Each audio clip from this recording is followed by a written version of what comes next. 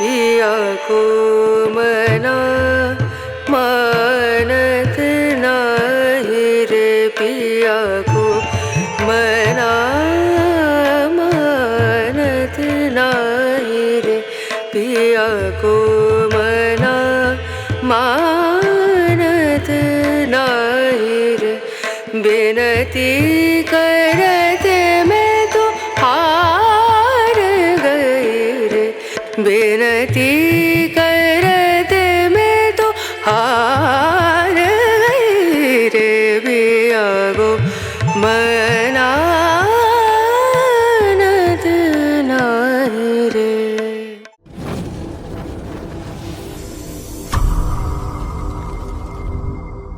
ಎಲ್ಲ ವೀಕ್ಷಕರಿಗೆ ನಮಸ್ಕಾರ. ನಾವಿವತ್ತು ನವಜೀವನ ಟ್ರಸ್ಟ್ ಹತ್ರ ಬಂದಿದ್ದೀವಿ. ಏನಕ್ಕಪ್ಪ ಅಂತಂದರೆ ಈ ನವಜೀವನ ಸಂಸ್ಥೆನ ಒಂದಷ್ಟು ಜನಕ್ಕೆ ಹೆಲ್ಪ್ ಆಗಬೇಕು, ಸಾವಿರಾರು ಕುಟುಂಬಗಳನ್ನ ಬೀದಿನಲ್ಲಿ ಬಿದ್ದಿರೋ ಕುಟುಂಬಗಳಿಗೆ ಒಂದು ಮರು ಜೀವನ ಇಲ್ಲಿಂದ ಸಿಗಬೇಕು ಅನ್ನೋ ಒಂದು ಒಳ್ಳೆ ಉದ್ದೇಶ ಇಟ್ಕೊಂಡು ಹೇಮಂತ್ ಸರ್ ಈ ನವಜೀವನ ಸಂಸ್ಥೆಯನ್ನು ಶುರು ಮಾಡಿದ್ರು. ಈ ಸಂಸ್ಥೆ ಬಿಗಿನಿಂಗಲ್ಲಿ ತುಂಬ ಕಷ್ಟದಲ್ಲೇ ಶುರುವಾಗಿ ಇವತ್ತೇನು ಒಂದು ಸ್ವಲ್ಪ ಮಟ್ಟದಲ್ಲಿ ಪರವಾಗಿಲ್ಲ, ಒಂದಷ್ಟು ಜನಕ್ಕೆ ಆಸರೆ ಆಗಿದೆ, ಒಂದಷ್ಟು ಜನಕ್ಕೆ ದಾರಿ ಮಾಡಿಕೊಟ್ಟಿದೆ, ಒಂದಷ್ಟು ಕುಟುಂಬಗಳ ಕಣ್ಣೀರು ಒರೆಸಿದೆ. ಈ ಥರ ಒಂದು ಮಹತ್ವಪೂರ್ಣವಾದಂಥ ಒಂದು ಆಲೋಚನೆ ಇಟ್ಕೊಂಡು ಒಂದು ಸಮಾಜಕ್ಕೆ ಒಂದು ಒಳ್ಳೇದು ಮಾಡಬೇಕು ಅಂತ ಬಂದಿರೋ ಈ ಸಂಸ್ಥೆನ ಅಟ್ಲೀಸ್ಟ್ ನಮ್ಮ ಕಡೆಯಿಂದ ಈ ಸಂಸ್ಥೆ ಪರಿಚಯನ ಜನಕ್ಕೆ ತಲುಪಿಸ್ಬೇಕು, ಇವ್ರು ಮಾಡ್ತಾರೋ ಕಾರ್ಯಗಳ ಬಗ್ಗೆ ತಿಳಿಸ್ಬೇಕು ಅನ್ನೋ ಒಂದು ಒಳ್ಳೆ ಉದ್ದೇಶ ಇಟ್ಕೊಂಡು ನಾವು ಬಂದ್ವಿ. ಇವತ್ತು ಸ್ಪೆಷಲ್ ಏನಂದರೆ ಅವರೊಂದು ಪುಸ್ತಕ ಬರೆದಿದ್ದಾರೆ. ಈ ಪುಸ್ತಕದಲ್ಲಿ ಸುಮಾರು ಅಂದರೆ ಈ ಪುಸ್ತಕನ ನಾವು ಸಿಂಪಲಾಗಿ ನೋಡ್ತೀವಿ ಅಂತಂದರೆ ಇದು ನಾರ್ಮಲ್ ಪುಸ್ತಕ ಅನಿಸ್ಬೋದು, ಬಟ್ ಇದರೊಳಗಡೆ ವಿಚಾರಗಳು ಬಂದು ತುಂಬ ಗ್ರೇಟ್ಫುಲ್ಲಾಗಿದೆ. ಅಂತಂದರೆ ಇವತ್ತು ತುಂಬ ಜನ ಅಂದರೆ ಯಾವುದೋ ಒಂದು ಮಾದಕ ಚಟಗಳಿಗೆ ಬಲಿಯಾಗಿ ತಮ್ಮ ಫ್ಯಾಮಿಲಿಗಳನ್ನಾಗ್ಬೋದು, ತಮ್ಮನ್ನೇ ಆಗ್ಬೋದು, ಕಂಪ್ಲೀಟಾಗಿ ಒಂದು ಆರೋಗ್ಯನ ಆಗ್ಬೋದು ಎಲ್ಲ ಹಾಳು ಮಾಡ್ಕೊಂಡಿರ್ತಾರೆ. ಅಂಥವ್ರಿಗೆ ಇಂಥ ಪುಸ್ತಕಗಳು ಸಿಕ್ಬಿಟ್ರೆ ಅಂದರೆ ಮೈಂಡ್ ಪರಿವರ್ತನೆ ಆಗಿ ಒಂದು ಹೊಸ ಜೀವನಕ್ಕೆ ಒಂದು ಮಾರ್ಗ ಕೊಡುವಂಥ ಒಂದು ಸೂಚನೆ ಇರುವಂಥ ಒಂದು ಪುಸ್ತಕ. ಮತ್ತು ಕುಡಿತ ಮತ್ತು ಇನ್ನೊಂದು ಮಾದಕ ವಸ್ತುಗಳ ಚಟ ಅವುಗಳಿಗೆ ಬಲಿಯಾಗಿರೋದ್ರಿಂದ ತಮ್ಮ ದೇಹದಲ್ಲಿ ಏನೆಲ್ಲ ತೊಂದರೆಗಳಾಗ್ತವೆ ಅನ್ನೋದ್ರ ಬಗ್ಗೆ ಈ ಪುಸ್ತಕದಲ್ಲಿ ವಿವರವಾಗಿ ಬಿಡಿಸಿ ತಿಳಿಸಿದ್ದಾರೆ. ಇಂಥ ಪುಸ್ತಕದ್ದು ಒಂದು ಇನಾಗ್ರೇಷನ್ ಉದ್ಘಾಟನೆ ಸಮಾರಂಭಕ್ಕೆ ನಮ್ಮನ್ನು ಕರೆದ್ರು. ಹಾಗಾಗಿ ನಾವು ಬಂದ್ವಿ, ಖುಷಿಯಿಂದ ಈ ಪುಸ್ತಕನೂ ಓದಿದ್ದೀವಿ. ಈ ಪುಸ್ತಕದಲ್ಲಿ ಒಳ್ಳೆ ವಿಚಾರಗಳಿದೆ, ಇದು ಜನಕ್ಕೆ ತಲುಪಬೇಕು ಅಂತೇಳಿ. ಆಮೇಲೆ ಇನ್ನೊಂದೇನೆಂದರೆ ಅವ್ರ ಬಗ್ಗೆ ಒಂದಷ್ಟು ನಾನು ಅವ್ರ ಜೊತೆ ಡೈರೆಕ್ಟಾಗಿ ಮಾತಾಡ್ತಾ ಇದ್ದಾಗ ಒಂದಷ್ಟು ವಿಚಾರಗಳು ನಮಗೆ ಗಮನಕ್ಕೆ ಬಂತು. ಹಾಗಾಗಿ ಡೈರೆಕ್ಟು ನಮ್ಮ ವೀಕ್ಷಕರಿಗೂ ಕೂಡ ಅವ್ರ ಪರಿಚಯ ಮಾಡಿಕೊಡ್ತಾ ಮತ್ತು ಅವರು ಆಲೋಚನೆಗಳನ್ನ ತಿಳಿಸುವಂಥ ಒಂದು ಸಣ್ಣ ಪ್ರಯತ್ನ ಮಾಡ್ತಾಯಿದ್ದೀನಿ. ಮೊದಲನೇದಾಗಿ ಹೇಮಂತ್ ಸರ್ಗೆ ಕಾರ್ಯಕ್ರಮಕ್ಕೆ ಸ್ವಾಗತ ಕೇಳ್ಕೊತ. ಸರ್ ನಮಸ್ಕಾರ, ಕಾರ್ಯಕ್ರಮಕ್ಕೆ ಸ್ವಾಗತ. ಸರ್, ಈಗ ನಮ್ಮ ವೀಕ್ಷಕರಿಗೆ ನಿಮ್ಮ ಸಂಸ್ಥೆ ಬಗ್ಗೆ ಚಿಕ್ಕದಾಗಿ ಹೇಳಬೇಕು ಅಂತಂದರೆ ಯಾವ ಥರ ನೀವು ಈ ಸಂಸ್ಥೆನ ಹುಟ್ಟಾಗಬೇಕು ಅಂತೇಳಿ ಶುರು ಮಾಡಬೇಕಂತ ಬಂದ್ರಿ, ಏನೆಲ್ಲ ಪ್ಲ್ಯಾನ್ಗಳು, ಯಾವ ಥರ ತೊಂದರೆಗಳು ಅನುಭವಿಸಿದ್ರಿ, ಎಲ್ಲ ಮಾತಾಡಿ ಸರ್. ನಮಸ್ಕಾರ. ನಾವು ನವಜೀವನ ಟ್ರಸ್ಟು ಒಂದು 2010 ನಾವು ಪ್ರಾರಂಭ ಮಾಡಿದ್ದೀವಿ. ಬಟ್ ಇದನ್ನು ನಾವು ಮದ್ಯಪಾನ ಮತ್ತು ಮಾದಕ ಚಟ ಏನು ಯೂಸ್ ಮಾಡ್ತಾ ಇದ್ದಾರೆ ಸಮಾಜದಲ್ಲಿ, ಅವ್ರಿಗೆ ಒಂದು ಸಲಹೆ ಕೊಡ್ತಾ ಮತ್ತು ಅವ್ರಿಗೆ ಒಂದು ಟ್ರೀಟ್ಮೆಂಟ್ ಮಾಡ್ತಾ ಧ್ಯಾನ ಯೋಗಗಳು ಮಾಡಿಸ್ತಾ ಅವ್ರನ್ನ ಬದಲಾವಣೆ ಮಾಡಬೇಕು ಅಂತ ಹೇಳಿ ನಾವು ಈ ಸಂಸ್ಥೆನ ಪ್ರಾರಂಭ ಮಾಡಿದ್ದೀವಿ. ಮೊದಲನೇದಾಗಿ ನಾನು ಈ ಸಂಸ್ಥೆ ಪ್ರಾರಂಭ ಮಾಡೋಕ್ಕೆ ಒಂದು ಮುಖ್ಯ ಉದ್ದೇಶ ಏನು ಅಂತಂದರೆ, ಅಲ್ಲಿ ನಾವು ಇರ್ತಕ್ಕಂಥ ಒಂದು ಏರಿಯಾದಲ್ಲಿ ಅಥವಾ ನಾನು ಇರ್ತಕ್ಕಂಥ ಒಂದು ಮನೆ ಜಾಗದಲ್ಲಿ ನಮ್ಮ ಸುತ್ತಮುತ್ತಲಿನ ವಾತಾವರಣದಲ್ಲಿ ಈ ಮಾದಕ ಚಟಗಳು ಮತ್ತು ಈ ಮದ್ಯಪಾನ ಮಾಡುವಂಥದ್ದು ಹೆಚ್ಚಾಗಿ ಕಂಡು ಬರ್ತಾ ಇದ್ದು. ಮತ್ತು ಕೆಲವು ಮಹಿಳೆಯರು ಬಂದು ನಾವೊಂದು ಆಫೀಸ್ ನಡೆಸ್ತಾ ಇದ್ದೋ, ಒಂದು ರಿಯಲ್ ಎಸ್ಟೇಟ್ ಆಫೀಸ್ ಮಾಡ್ತಾ ಇದ್ದಾಗ ಮತ್ತು ಒಂದು ಬೇರೆ ಒಂದು ಸಣ್ಣ ಪುಟ್ಟ ಆಫೀಸ್ಗಳನ್ನ ಮಾಡಿಕೊಂಡು ನಾವು ಕಾಮಶಿಪ್ ವಲಯದಲ್ಲಿ ಇದ್ದಾಗ ಅಲ್ಲಿ ಈ ರೀತಿಯಾದ ಒಂದು ಜನಗಳು ಬಂದು ಈ ರೀತಿ ಮಾತಾಡ್ತಾ ಇದ್ದಾಗ ನನಗೊಂದು ಭಾವನೆ ಒಂದು ಅನ್ನಿಸ್ತು, ಇಲ್ಲ ನಾವು ಯಾಕೆ ಈ ರೀತಿ ಒಂದು ಪ್ರಾರಂಭ ಮಾಡಬಾರ್ದು, ಎಷ್ಟೋ ಜನ ಸಫರ್ ಮಾಡಿದ್ದಾರೆ, ನಾವು ಯಾಕೆ ಒಂದು ಸಂಸ್ಥೆನ ಪ್ರಾರಂಭ ಮಾಡಿ ಮಾದಕ ಚಟ ಮತ್ತು ಮಾದಕ ವ್ಯಸನ ಏನಿದೆ ಮತ್ತು ಮದ್ಯ ವ್ಯಸನ ಏನಿದೆ ಇದನ್ನು ನಾವು ಬಿಡಿಸಿ ಅವ್ರಿಗೆ ಒಂದು ಒಳ್ಳೇದು ಮಾಡೋದಕ್ಕೆ ಯಾವ ರೀತಿಯಾದ ಒಂದು ಪ್ರಯತ್ನ ಮಾಡ್ಬೋದು ಅಂತ ಯೋಚನೆ ಮಾಡ್ತಾ ಇದ್ದಾಗ ಈ ರೀತಿಯಾದ ಒಂದು ಸಂಸ್ಥೆ ಪ್ರಾರಂಭ ಮಾಡಿ ನಾವು ಮಾಡ್ಬೋದು ಅಂತೇಳಿ ನನಗೆ ಮನ್ಸಿಗೆ ಬಂದಾಗ ಸ್ನೇಹಿತರೆಲ್ಲ ಸೇರಿ ನಾವು ಇದನ್ನು ಪ್ರಾರಂಭ ಮಾಡಿ ಕೊನೆಗೆ ಇಲ್ಲಿ ಏನಿದೆ ಬರ್ತಾಯಿದ್ರು ಹೋಗ್ತಾಯಿದ್ರು, ಅಲ್ಲಿ ಸಲಹೆ ಕೊಡೋವಂಥದ್ದು, ಮೀಟಿಂಗ್ಸ್ಗಳು ಮಾಡಿಸೋವಂಥದ್ದು, ಇಲ್ಲಿ ಧ್ಯಾನ ಯೋಗಗಳು ಹೇಳ್ಕೊಡೋದು ಮತ್ತು ಸಲಹೆಗಳು ಕೊಡ್ತಕ್ಕಂಥದ್ದು, ಈ ಥರ ಎಲ್ಲ ಮಾಡ್ತಾ ಸುಮಾರು ಜನ ಇವತ್ತು ಬದಲಾವಣೆ ಆಗಿದ್ದಾರೆ ಸಮಾಜದಲ್ಲಿ. ಮತ್ತು ಸಂಸ್ಥೆನೂ ಇವತ್ತು ಕಾರ್ಯಕ್ರಮ ಕೊಡ್ತಾ ತುಂಬ ಒಂದು ಚೆನ್ನಾಗಿ ನಾವು ಈ ಮದ್ಯ ವ್ಯಸನದಿಂದ ಹೊರಗೆ ಬರೋಕ್ಕೆ ಸಹಾಯ ಮಾಡ್ತಾ ಇದ್ದೀವಿ. ಈ ರೀತಿಯಾಗಿ ಒಂದು ಒಳ್ಳೆ ಉದ್ದೇಶ ಇಟ್ಕೊಂಡು ಇದನ್ನು ಪ್ರಾರಂಭ ಮಾಡಿದ್ದೀವಿ. ನನಗೆ ಸರ್, ಈಗ ಸಣ್ಣದಾಗಿ ಕೇಳಬೇಕಂತಂದರೆ ಇವಾಗ ಈ ಸಂಸ್ಥೆ ಶುರು ಮಾಡಿ ಹತ್ತತ್ರ ಎಷ್ಟು ವರ್ಷ ಆಗಿದೆ, ಅದಾದಮೇಲೆ ಎಷ್ಟು ಜನ ಇಲ್ಲಿಂದ ಆಚೆ ಹೋಗಿ ಒಂದು ಒಳ್ಳೆ ಜೀವನ, ಹೊಸ ಜೀವನನ ಅನುಭವಿಸ್ತಾ ಇದ್ದಾರೆ? ಸರ್, ಈ ಸಂಸ್ಥೆ ಶುರುವಾಗಿ 2009 ಪ್ರಾರಂಭ ಆಯಿತು. ಇಲ್ಲಿ ಸುಮಾರು ಒಂದು 1000ದಿಂದ 1200 ಜನ ಇವತ್ತು ಬಂದು ಇಲ್ಲಿ ಒಂದು ಧ್ಯಾನ ಯೋಗಗಳು ಮತ್ತು ಏನಿದೆ ಒಂದು ವಿಚಾರಗಳನ್ನ ಕಲ್ತ್ಕೊಂಡು ಹೊರಗಡೆ ಹೋಗಿ ಇವತ್ತು ಸಮಾಜ ಮುಖ್ಯವಾಹಿನಿಯಲ್ಲಿ ತುಂಬ ಚೆನ್ನಾಗಿ ಇವತ್ತು ಜೀವನ ಮಾಡ್ತಾ ಇದ್ದಾರೆ. ರಿಸಲ್ಟು ತುಂಬ ಚೆನ್ನಾಗಿ ರಿಸಲ್ಟ್ ಬಂದಿದೆ. ಹಾಗಾಗಿ ಈ ನಿಟ್ಟಿನಲ್ಲಿ ಈ ಸಂದರ್ಭದಲ್ಲಿ ನಾವು ಇನ್ನೂ ಹೆಚ್ಚಿನ ಒಳಿತು ಮಾಡೋಕ್ಕೋಸ್ಕರ ಒಂದು ಪುಸ್ತಕನ ನಾವು ನವಜೀವನ ಟ್ರಸ್ಟಿಂದ ಒಂದು ಜನಗಳಿಗೆ, ಸಾರ್ವಜನಿಕರಿಗೆ ಅಥವಾ ಒಂದು ವ್ಯಸನಿಗಳಿಗೆ ತಲುಪಲಿ ಅನ್ನೋ ಒಂದು ಉದ್ದೇಶದಿಂದ ಒಂದು ಪುಸ್ತಕನ ಬಿಡುಗಡೆ ಮಾಡಿದ್ದೀವಿ ಸರ್. ಸೂಪರ್ ಸರ್, ಒಂದು ಒಳ್ಳೆ ಕೆಲಸ ಮಾಡಿದ್ದೀರಾ. ಅದಾದಮೇಲೆ ಸರ್, ಈಗ ಈ ಸಂಸ್ಥೆಗೆ ನಾರ್ಮಲಾಗಿ ನಾವು ಈಗ ಕೌಂಟ್ ಮಾಡ್ತೀವಿ ಅಂದರೆ ಇವಾಗ ಒಂದಷ್ಟು ಜನ ಸುಮಾರು ಇದೇ ಥರದ್ದು ಸುಮಾರು ಸಂಸ್ಥೆಗಳಿದ್ದಾವೆ ಹೊರಗಡೆ ಕೂಡ. ಖಂಡಿತ ಸುಮಾರು ಈ ಥರ ಸಂಸ್ಥೆಗಳಲ್ಲಿ ಜನಗಳು ಹೋಗಿ ಸೇರ್ಕೊಂಡಾದ್ಮೇಲೆ ಕೂಡ ಅಲ್ಲಿ ಸರಿಯಾಗಿ ಇದಾಗದೆ ಬದಲಾವಣೆ ಆಗ್ದಿರಾ ಮತ್ತು ತೊಂದರೆಗಳೆಲ್ಲ ಅನುಭವಿಸ್ಕೊತ ಈ ಕಡೆ ಬರೋ ದುಡ್ಡು ಕೂಡ ಖರ್ಚು ಮಾಡ್ಕೊತ ಅಂದರೆ ಗುಣ ಆಗದೆ ಸುಮಾರು ತೊಂದರೆಗಳು ಅನುಭವಿಸ್ಕೊಂಡು ಆಚೆ ಬಂದಿರೋ ಇದ್ದಾರೆ. ಆ ಥರ ಸಂಸ್ಥೆಗಳಲ್ಲಿ ಇವಾಗ ಬೇರೆ ಸಂಸ್ಥೆಗಳು ಕಂಪೇರ್ ಮಾಡಿದ್ರೆ ಈ ನವಜೀವನ ಸಂಸ್ಥೆನಲ್ಲಿ ಯಾವ ರೀತಿ ಒಂದು ಟ್ರೀಟ್ಮೆಂಟು ವ್ಯವಸ್ಥೆ, ಯಾವ ರೀತಿ ಒಂದು ಅವ್ರನ್ನ ಅಂದರೆ ಮೊದಲಿನ ಥರ ಗುಣಪಡಿಸೋದಕ್ಕೆ ಯಾವ ರೀತಿ ಒಂದು ಕ್ರಮಗಳಿದ್ದಾವೆ, ನಿಮ್ಮ ಪ್ರೊಸೀಜರ್ ಯಾವ ರೀತಿ ಸರ್? ಈಗ ಈ ರಾಜ್ಯಾದ್ಯಂತ ಇವತ್ತು ಸುಮಾರು ಒಂದು ಈ ಸಂಸ್ಥೆಗಳು ಇದೆ. ಬಟ್ ನಾವು ಹೇಳೋ ಉದ್ದೇಶ ಏನು ಅಂತಂದರೆ ಎಲ್ಲ ಸಂಸ್ಥೆಗಳು ಇವತ್ತು ಮಾಡ್ತಾ ಇರೋ ಕೆಲಸ ಒಂದೇ, ಒಳ್ಳೇದು ಮಾಡ್ತಾ ಇದ್ದಾರೆ. ಖಂಡಿತವಾಗೂ ಸಾರ್ವಜನಿಕರಿಗೆ ಇದು ಬೇಕು, ಒಳ್ಳೇದು ಮಾಡ್ತಾ ಇದ್ದಾರೆ. ಇಲ್ಲಿ ಸ್ಪೆಷಲ್ಲಾಗಿ ಹೇಳಬೇಕು ಅಂತಂದರೆ ನಮ್ಮ ಸಂಸ್ಥೆಯಲ್ಲಿ ಏನಂತಂದರೆ ಸ್ವಲ್ಪ ಕೌನ್ಸಿಲಿಂಗ್ನ ಹೆಚ್ಚಿನ ಮಟ್ಟದಲ್ಲಿ ಕೌನ್ಸಿಲಿಂಗ್ ಕೊಡ್ತಕ್ಕಂಥದ್ದು, ಧ್ಯಾನ ಯೋಗಗಳನ್ನ ಸ್ವಲ್ಪ ಆಧ್ಯಾತ್ಮಿಕತೆಯನ್ನು ಅಳವಡಿಸ್ತಕ್ಕಂಥದ್ದು, ಮತ್ತು ಅವ್ರಿಗೆ ಏನಿದೆ ಅದನ್ನು ಅವರ ಒಂದು ವಿಚಾರಗಳನ್ನ ತಿಳ್ಕೊಂಡು ಇನ್ವೆಂಟ್ರಿಗಳನ್ನ ಮಾಡಿಸಿ ಅವ್ರಿಗೆ ಒಂದು ಮನಪರಿವರ್ತನೆ ಮಾಡ್ತಕ್ಕಂಥದ್ದು. ಅಂದರೆ ಒಂದು ನಮ್ಮ ಒಂದು ಸಂಸ್ಥೆಯಲ್ಲಿ ಅದಕ್ಕೋಸ್ಕರನೇ ಒಂದು ಸ್ಪೆಷಲ್ ಆಗಿರ್ತಕ್ಕಂಥ ಒಬ್ಬರು ಈ ಒಂದು ಕ್ಲಿನಿಕಲ್ ಸೈಕಾಲಜಿಸ್ಟ್ ಇರ್ಬೋದು, ಮತ್ತು MSWSನ ಕರೆಸಿ ಕೌನ್ಸಿಲಿಂಗ್ ಮಾಡಿಸೋದಿರ್ಬೋದು, ಸೋಷಿಯಲ್ ವರ್ಕರ್ಸ್ ಇರ್ಬೋದು, ಮತ್ತು ಈ ಚಟದಿಂದ ಹೊರಬಂದಂಥವರು ಅನುಭವ, ಬೆಂಬಲ, ಭರವಸೆ ಹೇಳಿ ಅವ್ರನ್ನ ಹೊರಗಡೆ ತರ್ತಕ್ಕಂಥದ್ದು, ಮತ್ತು ಸರಳ ವ್ಯಾಯಾಮ ಮಾಡಿಸ್ತಕ್ಕಂಥದ್ದು, ಮತ್ತು ಪರ್ಸನಾಲಿಟಿ ಟ್ರೈನಿಂಗ್ ಕೊಡ್ತಕ್ಕಂಥದ್ದು. ಅಂದರೆ ಬೇರೆ ಬೇರೆ ಥರ ವಿಧಾನನ ನಾವು ಅಳವಡಿಸ್ತಾ ಇದ್ದೀವಿ. ಎಷ್ಟೀಗ ಹೊರಗಡೆ ಹೋದ್ಮೇಲೆ ಏನು ಮಾಡ್ತಕ್ಕಂಥದ್ದು, ಫೈನಾನ್ಷಿಯಲ್ ಫ್ರೀಡಮ್ ಕ್ಲಾಸಸ್ಗಳು ಕೊಡ್ತಕ್ಕಂಥದ್ದು, ಈ ರೀತಿ ಮಾಡ್ತಾ ಇರೋದ್ರಿಂದ ರಿಸಲ್ಟ್ ತುಂಬ ಚೆನ್ನಾಗಿದೆ. ಹಾಗಾಗಿ ನಮ್ಮಲ್ಲಿ ನಾವು ಒಳ್ಳೆ ಒಂದು ರಿಸಲ್ಟ್ ಬಂದಿರೋದ್ರಿಂದ ತುಂಬ ಚೆನ್ನಾಗಿ ನಡೀತಾ ಇದೆ. ಅಂದರೆ ನಂಬಿಕೆ ಜಾಸ್ತಿ ಉಳಿಸ್ಕೊಂಡಿದೆ. ಖಂಡಿತ. ಯಾಕೆಂತಂದರೆ ನಾವು ಇವತ್ತು ಒಂದು 11-12 ವರ್ಷದಿಂದ ನಾವು ಕಾರ್ಯಕ್ರಮ ಮಾಡ್ತಾ ಇರೋದ್ರಿಂದ ಸಂಸ್ಥೆ ಎಷ್ಟೋ ಜನ ಇವತ್ತು ಹೊರಗಡೆ ಹೋಗಿ, ನಮ್ಮ ಸಂಸ್ಥೆಯಿಂದ ಇವತ್ತು ಹೊರಗಡೆ ಹೋಗಿ ಎಷ್ಟೋ ಜನ ಇವತ್ತು ಸಂಸ್ಥೆಗಳನ್ನ ಮಾಡಿದ್ದಾರೆ, ಮತ್ತು ಬೇರೆ ಜನಗಳಿಗೆ, ಸಾರ್ವಜನಿಕರಿಗೆ ಹೆಲ್ಪ್ ಮಾಡ್ತಾ ಇದ್ದಾರೆ, ಬೇರೆ ಬೇರೆ ಒಂದು ಕಾರ್ಯಕ್ರಮಗಳು ಮಾಡ್ತಾ ಇದ್ದಾರೆ, ಈ ಒಂದು ಮದ್ಯಪಾನ ವಿರೋಧವಾಗಿ ಹೋರಾಡ್ತಾ ಇದ್ದಾರೆ. ಅದನ್ನೆಲ್ಲ ಇವತ್ತು ನಮ್ಮ ಸಂಸ್ಥೆಯಿಂದ ರಿಕವರ್ ಆಗಿರೋರು ಈ ಮದ್ಯವ್ಯಸನದಿಂದ ಹೊರಗೆ ಬಂದೂ ಈ ರೀತಿ ಕೆಲಸ ಮಾಡ್ತಾ ಇದ್ದಾರೆ ಅಂತಂದರೆ ನಮ್ಮ ಸಂಸ್ಥೆ ತುಂಬಾ ಒಂದು ಕೆಲಸ ಮಾಡಿದೆ ಸರ್. ಓಕೆ ಸರ್, ಆಮೇಲೆ ಇನ್ನೊಂದು ಕ್ವಶನ್ ನನಗೆ, ಈಗ ಒಬ್ಬ ಪೇಷಂಟ್ ಅಂದರೆ ಒಬ್ಬ ಮದ್ಯ ವ್ಯಸನಿ ಆಗ್ಬೋದು, ಮಾದಕ ಚಟಗಳಿಗೆ ಬಲಿಯಾಗಿರೋ ಒಬ್ಬ ವ್ಯಕ್ತಿನ ಇಲ್ಲಿ ತೊಗೊಂಬಂದು ನಾವು ಬಿಟ್ಟು ಹೋಗ್ತೀವಪ್ಪ ಅಂದರೆ ಎಷ್ಟು ದಿನ ಬೇಕಾಗುತ್ತೆ ಅವ್ರು ನಾರ್ಮಲ್ ಮನುಷ್ಯ ಆಗೋದಕ್ಕೆ? ಎಷ್ಟು ಸಮಯ ಬೇಕು ಸರ್ ಅವ್ರು ರಿಕವರಿ ಆಗೋಕ್ಕೆ? ಒಬ್ಬ ಆಲ್ಕೋಹಾಲಿಕ್ ಇರ್ಬೋದು, ಡ್ರಗ್ ಅಡಿಕ್ಟ್ಸ್ ಇರ್ಬೋದು, ಯಾಕೆಂತಂದರೆ ಅವರು ತಗೊಂಬಂದು ಸೇರಿಸಿದಾಗ ಅವ್ರ ಫಿಸಿಕಲ್ ಕಂಡೀಷನ್ ತುಂಬ ಬ್ಯಾಡ್ ಆಗಿರುತ್ತೆ. ಫಿಸಿಕಲ್ ಕಂಡೀಷನ್ಸ್ ತುಂಬ ಬ್ಯಾಡ್ ಆಗಿದ್ದಾಗ ಅವ್ರು ಫಸ್ಟ್ ಫಿಸಿಕಲ್ ಆಗಿ ಅವ್ರನ್ನ ರಿಕವರಿ ಮಾಡಬೇಕಾಗುತ್ತೆ. ಫಿಸಿಕಲ್ಲಾಗಿ ಅವ್ರಿಗೆ ಏನು ಟ್ಯಾಬ್ಲೆಟ್ಸ್ ಏನಿದೆ, ಇಂಜೆಕ್ಷನ್ಸ್ ಏನಿದೆ ಅದನ್ನು ಕೊಡಬೇಕಾಗುತ್ತೆ. ಜೊತೆಗೆ ಅವರು ಫಿಸಿಕಲ್ಲಾಗಿ ಫಿಟ್ ಆಗೋಕ್ಕೆ ಅವ್ರಿಗೆ ವಿಟಮಿನ್ಸ್ ಏನಿದೆ, ಫುಡ್ಸು, ಯಾಕೆಂದರೆ ಹೊರಗಡೆ ಕುಡಿತಕ್ಕಂಥ ಸಂದರ್ಭದಲ್ಲಿ ಅಥವಾ ಡ್ರಗ್ಸ್ ಯೂಸ್ ಮಾಡುವಂಥ ಸಂದರ್ಭದಲ್ಲಿ ಅವ್ರಿಗೆ ಊಟ ಸೇರ್ತಾ ಇರಲ್ಲ, ಊಟ ಮಾಡ್ತಾ ಇರಲ್ಲ, ಅವ್ರಿಗೆ ನಿಶಕ್ತಿ ಆಗಿರ್ತಾರೆ. ನಿಶಕ್ತಿ ಆಗಿರೋದ್ರಿಂದ ಫಸ್ಟು ಫಿಸಿಕಲಿ ನಾವು ಹೇಳಿದ ತಕ್ಷಣ ಕೌನ್ಸಿಲಿಂಗ್ ತೊಗೊಳ್ಳೋದಿಲ್ಲ. ಹಾಗಾಗಿ ಫಸ್ಟು ಫಿಸಿಕಲ್ಲಾಗಿ ಅವ್ರನ್ನ ಫಿಟ್ ಮಾಡಬೇಕು. ಫಿಸಿಕಲ್ಲಾಗಿ ಫಿಟ್ ಮಾಡಿ ಕೊನೆಗೆ ಅವ್ರಿಗೆ ಕೂರಿಸಿ ಮನಪರಿವರ್ತನೆ ಮಾಡಬೇಕಾಗುತ್ತೆ. ಯಾಕೆ ಅಂತಂದರೆ ಗೊತ್ತಿರುತ್ತೆ ಅವ್ರಿಗೆ ಆಲ್ಕೋಹಾಲ್ ತೊಗೊಳ್ಳೋದು ತಪ್ಪು, ಡ್ರಗ್ಸ್ ತೊಗೊಳ್ಳೋದು ತಪ್ಪು ಅಂತ ಗೊತ್ತಿದ್ರೂ ಸಹ ಅವ್ರು ಮಾಡ್ತಾ ಇರ್ತಾರೆ. ಅವರಲ್ಲಿ ಏನಿದೆ ನ್ಯೂನ್ಯತೆಗಳು, ಯಾಕೆ ಆ ಒಂದು ಚಟಕ್ಕೆ ಬಲಿಯಾಗಿದ್ದಾರೆ ಅನ್ನೋದನ್ನ ನಾವು ಡೀಪಾಗಿ 1-to-1 ಕೌನ್ಸಿಲಿಂಗ್ ಮುಖಾಂತರ, ಗ್ರೂಪ್ ಕೌನ್ಸಿಲಿಂಗ್ ಮುಖಾಂತರ ಮತ್ತು ಮನೋವೈದ್ಯರ ಮುಖಾಂತರ ಅವರ ವಿಚಾರಗಳನ್ನ ತಿಳ್ಕೊಂಡು ಅವ್ರಿಗೆ ಟ್ರೀಟ್ಮೆಂಟ್ ಮಾಡೋದ್ರಿಂದ ಸಮಯ ಸ್ವಲ್ಪ ಹಿಡಿದೈತೆ. ಅಂದರೆ ಕೆಲವು ಪೇಷಂಟ್ಸ್ಗೆ 1 ಮಂತ್ ಬೇಕಾಗ್ಬೋದು, 3 ಮಂತ್ಸ್ ಬೇಕಾಗ್ಬೋದು, 2 ಮಂತ್ಸ್ ಬೇಕಾಗ್ಬೋದು.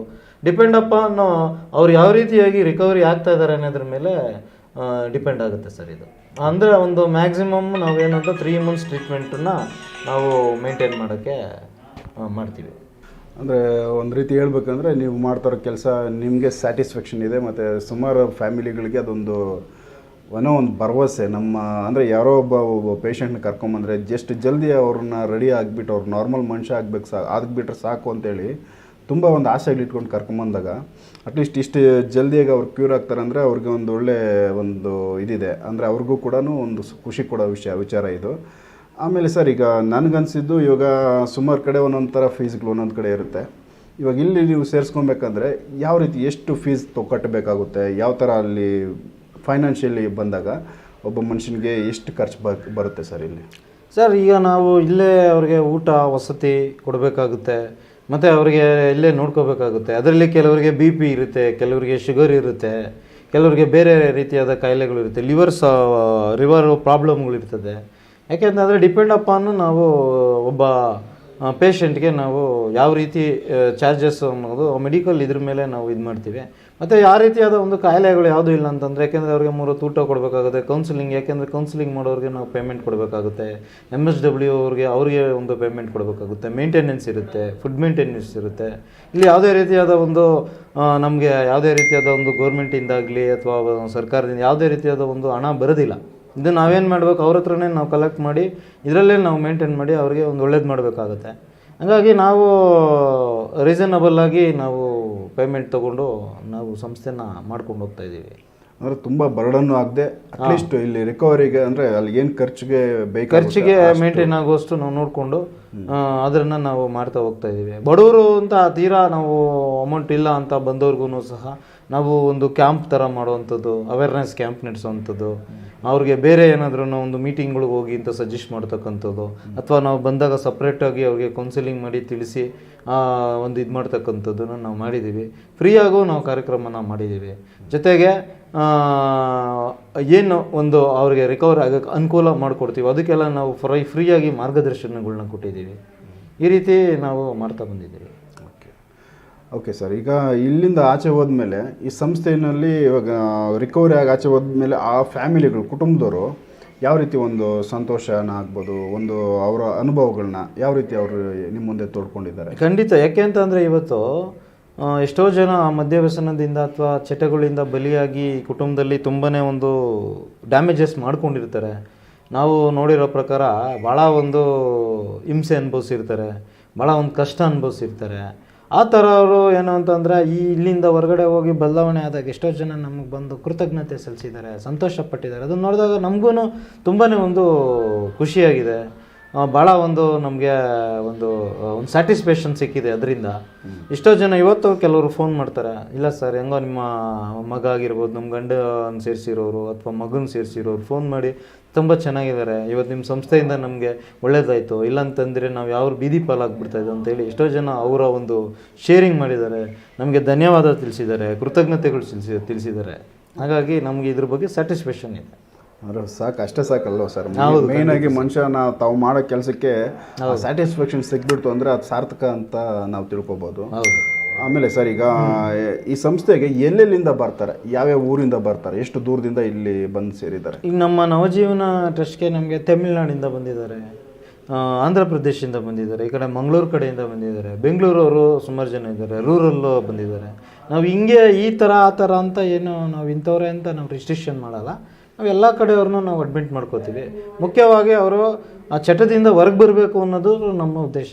ನಾವು ಅವ್ರಿಗೆ ಅಂತ ಏನು ಪಾರ್ಟಿಕ್ಯುಲರ್ ಆಗಿ ನಾವು ಇದು ಮಾಡ್ತಾಯಿಲ್ಲ, ಅದು ಅವ್ರು ತೊಗೊಂಬಂದು ಬಿಟ್ಟಿದ್ದಾರೆ ಎಷ್ಟೋ ಜನ. ಹಾಗಾಗಿ ನಾವು ಇಲ್ಲಿ ಊಟ ವಸತಿ ಎಲ್ಲ ಇಲ್ಲೇ ಇರೋದ್ರಿಂದ, ಇಲ್ಲಿ ಸ್ಟೇ ಮಾಡೋಕ್ಕೆ ಅನುಕೂಲ ಇರೋದ್ರಿಂದ, ಅಲ್ಲಿಂದನೂ ತಂದು ನಾವು ಬಿಟ್ಟಿರೋದ್ರಿಂದ ನಾವು ಇಲ್ಲಿ ಬದಲಾವಣೆ ಮಾಡೋಕ್ಕೆ ನಾವು ಇದು ಮಾಡಿದ್ದೀವಿ ಸರ್. Super sir. ಅದಾದಮೇಲೆ ಸರ್, ನೆಕ್ಸ್ಟ್ ನಿಮ್ಮ ಪ್ಲ್ಯಾನ್ಸ್ ಏನಿದೆ ಅಂದರೆ ಮುಂದೆ?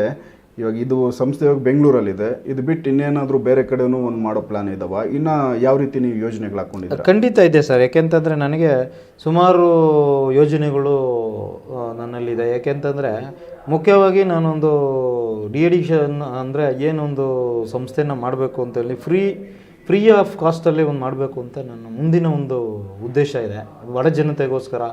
ಈಗ ಸುಮಾರು ಕ್ಯಾಂಪ್ಗಳು ಮಾಡ್ತಾ ಇದ್ದಾರೆ. ಈಗ ಮದ್ಯಪಾನ ಸಂಯಮ ಮಂಡಳಿ ಇದೆ, ನಮ್ಮ ಒಂದು ವೀರೇಂದ್ರ ಹೆಗಡೆಯವರು ಧರ್ಮಸ್ಥಳದವರು, ಅವರು ಕ್ಯಾಂಪ್ಸ್ಗಳು ಮಾಡ್ತಾಯಿದ್ದಾರೆ. ಬಟ್ ಇವತ್ತಿನ ಒಂದು ಚಟ ತುಂಬ ಜಾಸ್ತಿ ಆಗಿರೋದ್ರಿಂದ, ಡ್ರಗ್ ಅಡಿಕ್ಟ್ಸ್ಗಳು ಅಥವಾ ಇವರು ಜಾಸ್ತಿ ಆಗಿರೋದ್ರಿಂದ ಇನ್ನೂ ಸಾಲದು.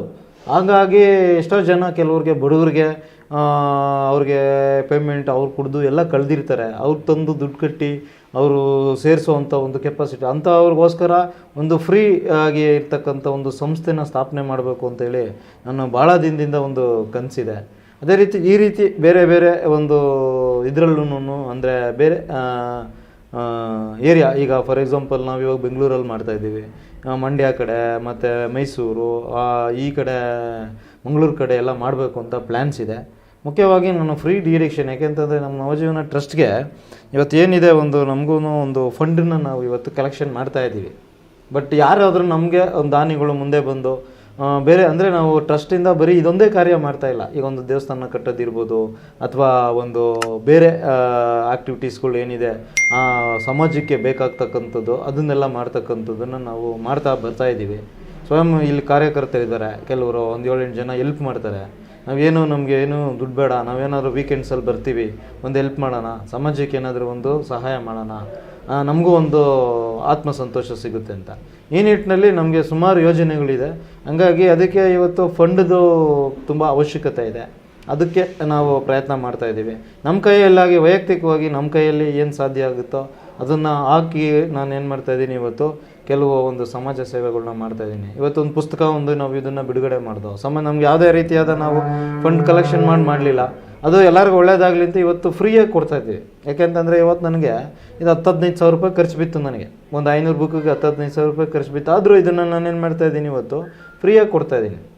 ಅದು ಯಾರೋ ಒಬ್ರಿಗೆ ಮುಟ್ಲಿ, ಏನೋ ಅದರಲ್ಲಿ ಒಂದು ಕೆಲವು ಪಾಯಿಂಟ್ಸನ್ನು ಓದಿ ಹೊರಗಡೆ ಬಂತು ಅಂತಂದರೆ ಈಗ ಬಡ ಜನತೆಗೆ ಅನುಕೂಲ ಆಗಲಿ ಅಂತೇಳಿ ನನ್ನ ಉದ್ದೇಶದಿಂದ ಮಾಡಿದ್ದೀನಿ. ಇನ್ನು ಮುಂದೆ ಸುಮಾರು ಯೋಜನೆಗಳಿದೆ. ನಿಮ್ಮಂಥವ್ರ ಸಹಕಾರ ಇದ್ದರೆ ಖಂಡಿತವಾಗೂ ಆ ಯೋಜನೆಗಳೆಲ್ಲ ಪೂರೈಸ್ಬೋದು ಅಂತ ನನ್ನ ಅನಿಸಿಕೆ. ಅಲ್ಲ ಸರ್, ಈಗ ನೀವು ಮಾಡ್ತಾ ಇರೋದೇ ಸಮಾಜಕ್ಕೋಸ್ಕರ ಅಂದರೆ ಇನ್ನು ಸಮಾಜಕ್ಕೆ ನಿಮ್ಮ ಕಡೆಯಿಂದ ಯಾವುದು ಸ್ವಾರ್ಥ ಇಲ್ಲದ್ರೆ ನಿಸ್ವಾರ್ಥದಿಂದ ಮಾಡೋದನ್ನ ಎಲ್ಲರೂ ವೆಲ್ಕಮ್ ಮಾಡ್ಕೊತಾರೆ. ಯಾಕಂದರೆ ಸಮಾಜ ಇದಕ್ಕೆ ಇಂಥದ್ದು ಅವಶ್ಯಕತೆ ಇದೆ ಸರ್. ಇವತ್ತಿನ ಕಾಲಕ್ಕೆ ಈ ಥರದ್ದು ಇನ್ನೊಂದು ನಿಮ್ಮ ಥರ ಒಂದು ಆಲೋಚನೆ ಇಟ್ಕೊಂಡಿರೋಂಥ ಇನ್ನಷ್ಟು ಜನಗಳು ಈ ಸಮಾಜದಲ್ಲಿ ಬಂದರೆ ಕಂಪ್ಲೀಟಾಗಿ ಮದ್ಯಪಾನ ಅನ್ನೋದನ್ನು ಸಮಾಜದಿಂದ ಒಂದು ಸ್ವಲ್ಪ ದೂರದಲ್ಲಿಟ್ಟು ಒಂದು ಒಳ್ಳೆಯ ಜೀವನ ಮಾಡೋದಕ್ಕೆ ಖಂಡಿತ ಸಾಧ್ಯ ಇದೆ. ಅದು ನಿಮ್ಮಂಥವ್ರು ಒಂದು ಅದೇನು ನಿಮ್ಮ ಯೋಜನೆಯಲ್ಲಿ ಇಟ್ಕೊಂಡಿದ್ದೀರಲ್ಲ ಅದ್ರ ಮುಖಾಂತರ ಇದು ಜಲ್ದಿ ಸಕ್ಸಸ್ ಆಗಿ ಒಂದು ಒಳ್ಳೆ ಸಮಾಜ ಆಗಲಿ ಅನ್ನೋದು ನಮ್ಮ ಆಸೆ ಕೂಡ. ನೀವು ಅಂದ್ಕೊಂಡಿದ್ದು ಎಲ್ಲ ಕೆಲಸಗಳು ಕೂಡ ಸಕ್ಸಸ್ ಆಗಲಿ. ಆಮೇಲೆ ಚಿಕ್ಕದಾಗಿ ನಿಮ್ಮ ಈ ವ್ಯವಸ್ಥೆಯನ್ನು ಏನು ಇಟ್ಕೊಂಡಿದ್ದೀರಲ್ಲ ಸರ್, ಎಷ್ಟು ಜನ ಇಲ್ಲಿ ಸ್ಟಾಫ್ ಇದ್ದಾರೆ, ಯಾವ ರೀತಿ ಮೇಂಟೆನೆನ್ಸ್ ಮಾಡ್ತಿದ್ದೀರಾ, ಎಷ್ಟು ಜನ ಈಗ ಪ್ರೆಸೆಂಟ್ ಇಲ್ಲಿ ಮದ್ಯವ್ಯಸನಕ್ಕೆ ತುತ್ತಾಗಿರೋರು ಪೇಷಂಟ್ಸ್ ಅಂದರೆ ಎಷ್ಟು ಜನ ಈಗ ಪ್ರೆಸೆಂಟ್ ಸರ್ ಈಗ ಪ್ರೆಸೆಂಟಲ್ಲಿ ಈಗ ಸ್ಟಾಫ್ಸ್ ಬಂದ್ಬಿಟ್ಟು ಇಲ್ಲಿ ನಮ್ಮ ಹತ್ರ ಒಂದು 7-8 ಜನ ಇದ್ದಾರೆ ಸರ್. ಯಾಕೆಂದರೆ ಕ್ಲಾಸಸ್ ಮಾಡೋರು ಒಂದು 3-4 ಜನ ಇದ್ದಾರೆ, ಕೌನ್ಸಿಲರ್ಸು, ಮತ್ತು ಈ ಮೇಂಟೆನೆನ್ಸ್ ಮಾಡೋವಂಥವ್ರು ಒಂದು 4 ಜನ ಇದ್ದಾರೆ. ಒಟ್ಟು ಒಂದು 8 ಜನ ನಾವು ಇಲ್ಲಿ ಮೇಂಟೈನ್ ಮಾಡ್ತಾ ಇದ್ದೀವಿ. ಜೊತೆಗೆ ಈಗ ನಮಗೆ ಈಗ ಪ್ರೆಸೆಂಟಲ್ಲೇ ನಮಗೆ ಒಂದು 40 ಮೆಂಬರ್ಸ್ ಇದ್ದಾರೆ ಸರ್. 40 ಮೆಂಬರ್ಸು ಇವತ್ತು ಏನು ಅಂತಂದರೆ ಕೆಲವರು ಡ್ರಗ್ ಅಡಿಕ್ಟ್ಸ್ ಇದ್ದಾರೆ, ಕೆಲವರು ಮದ್ಯವ್ಯಸನಿಗಳಿದ್ದಾರೆ. ಇವರೆಲ್ಲ ಇವತ್ತು ಬದಲಾವಣೆ ಆಗೋಕ್ಕೆ ಅವ್ರ ಫ್ಯಾಮಿಲಿ ಸೇರಿಸಿರೋರು ಇದ್ದಾರೆ, ಕೆಲವರು ಅವರೇ ವಾಲಂಟ್ರಿಯಾಗಿ ಬಂದು ಸೇರ್ಕೊಂಡಿರೋರು ಇದ್ದಾರೆ. ಹಂಗಾಗಿ ಅವ್ರಿಗೆಲ್ಲ ನಾವು ಸಮಾಜದಲ್ಲಿ ನಾವು ಅದನ್ನು ಹೊರಗಡೆ ಬಿಟ್ಟು ಬರೋಕ್ಕೆ ಅವ್ರಿಗೇನೇನು ಕಾರ್ಯಕ್ರಮ ಕೊಡಬೇಕೋ ನಾವು ಅಚ್ಚುಕಟ್ಟಾಗಿ ಪ್ರಾಮಾಣಿಕತೆಯಾದ ನಾವು ಪ್ರಯತ್ನನ ನಾವು ಮಾಡ್ತಾಯಿದ್ದೀವಿ. Okay sir, all the best ನಿಮ್ಮ ಮುಂದಿನ ಎಲ್ಲ ಕಾರ್ಯಗಳಿಗೂ. ಆಮೇಲೆ ನೀವು ಮುಂದೆ ಏನೆಲ್ಲ ಪ್ಲ್ಯಾನ್ಗಳು ಇಟ್ಟಿದ್ದೀರಿ ಅದೆಲ್ಲ ಸಕ್ಸಸ್ ಆಗಲಿ ಅಂತೇಳಿ ನಾವು ನಮ್ಮ ಸ್ವದೇಶ್ ಮೀಡಿಯಾ ಕಡೆಯಿಂದ ನಿಮಗೆ ಹೃದಯದಿಂದ ನಿಮಗೆ ಎಲ್ಲ ಕಾರ್ಯಗಳು ಸಕ್ಸಸ್ ಆಗಲಿ ಅಂತೇಳಿ ಹೇಳ್ಕೊತೀವಿ. ಒಂದು ಒಳ್ಳೆ ಕೆಲಸ ಮಾಡ್ತಾ ಇದ್ದೀರಾ ಅಂತ ಅದನ್ನು ಹೆಮ್ಮೆಯಿಂದ ನಾವು ಹೇಳ್ಕೊಳ್ಬೋದು ಸರ್. ಖಂಡಿತ ನಮ್ಮ ಕೆಲಸ ಇದೇ ರೀತಿ ಮುಂದುವರಿಲಿ sir. Okay sir, thank you sir, ಧನ್ಯವಾದ ಸರ್.